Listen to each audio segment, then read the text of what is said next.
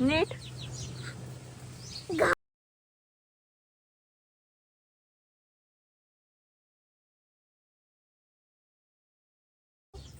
आज आम्ही मटण करणार.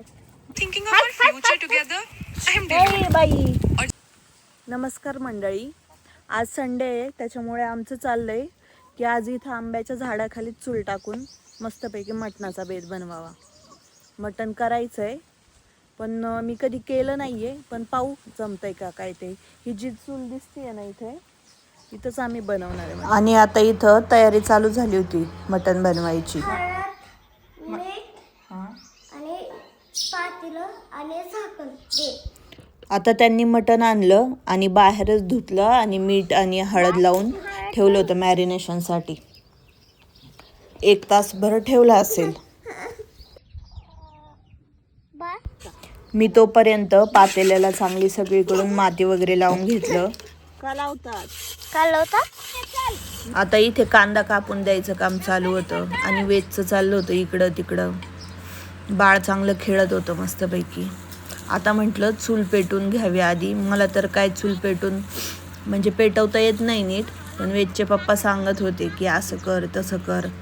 मी कधी जास्त चुलीवर स्वयंपाक केलेला नाही आहे. आज आम्ही मटण करणार. अच्छा, तुला आवडतं? हा, आणि आज मटणचा दिवस आहे. गावाला चुलीवर स्वयंपाक करण्याचा पण एक वेगळाच अनुभव असतो. भारी वाटतं कधी कधी असं चुलीवर स्वयंपाक करायला. आता मटणाला चूल तर पेटून झाली होती. मटणाला पातेलं ठेवलं. पातेलं गरम झालं का मग तेल टाकून घेतलं. बसायला आणून देतो.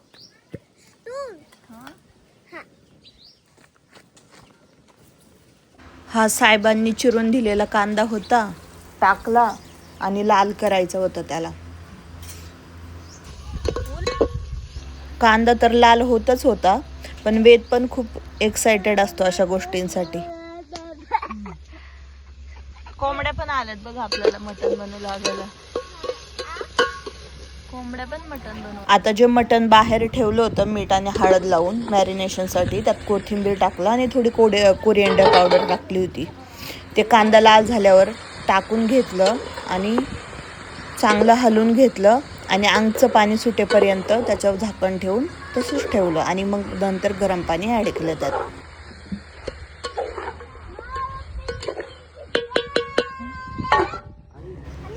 पाणी ॲड केल्यावर वाटलं की पातेल्यात शिजायचं नाही पटकन, कारण खूप वारण ते सुटलेलं होतं. जाळ काही नीट लागत नव्हता, म्हणून मग पातेल्यातून कुकरमध्ये ट्रान्सफर करून घेतलं. आणि कुकरला काय मी माती वगैरे काहीच नाही लावलं, कारण घाईघाईत टाकलं आणि म्हटलं जाऊ दे घासून काढता येईल. आता कधी माती लावायची आणि कधी काय करायचं ते.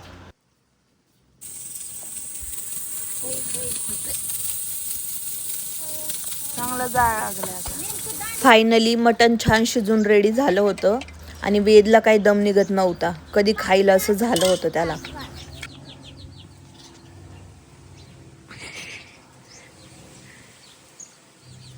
नीट घाल घाल घाल ना.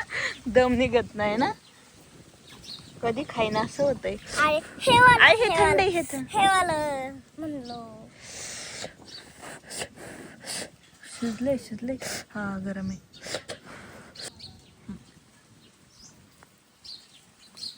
कसं आहे? आता पिलूने आणि त्याच्या पप्पांनीच बऱ्यापैकी पीस खाऊन घेतले होते आधीच आळणी सूपमधले, त्याच्यामुळं थोडेच पीस राहिले होते. ते एका साईडला काढून ठेवले आणि रस्सा भाजीत टाकायला ठेवला. रश्श्यात पण 4-5 पीस ठेवले होते, तेवढेच भाजीत टाकणार होते आणि ते बाकीच्या पीसचं फ्राय बनवणार होते. आणि रश्श्यासाठी मसाले पण काढून ठेवले होते, विकतचे पण मसाले होते आणि घरचे पण. आणि ह्या फुदीची मध्येच खुई चालू होती, म्हटलं तिच्याकडे पाहावं जरा, त्याच्यामुळं खेळत होते. तोपर्यंत बकरीने तोंड घातलं, मसालेच खाल्ले. Thinking of our future together.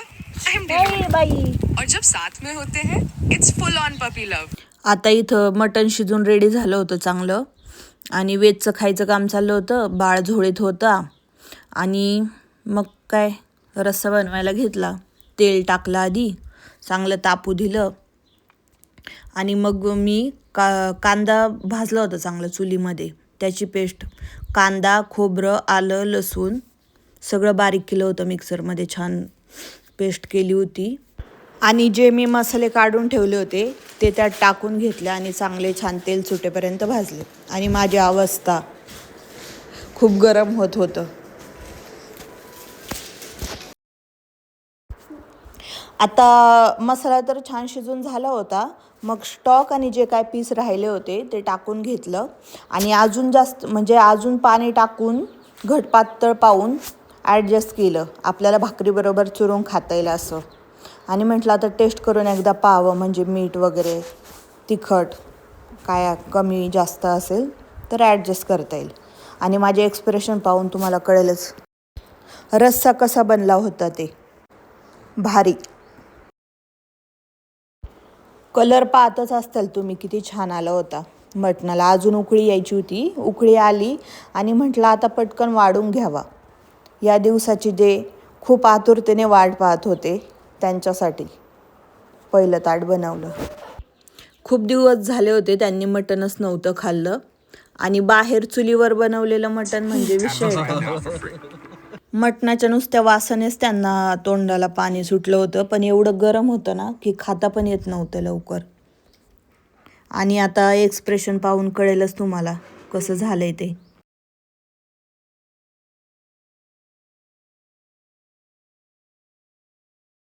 गावापासून सिटीपर्यंतचा माझा हा प्रवास पाहण्यासाठी माझ्यासोबत राहा आणि सबस्क्राईब नक्की करा. भेटूया पुन्हा एकदा अशाच एका छान व्हिडिओमध्ये. धन्यवाद.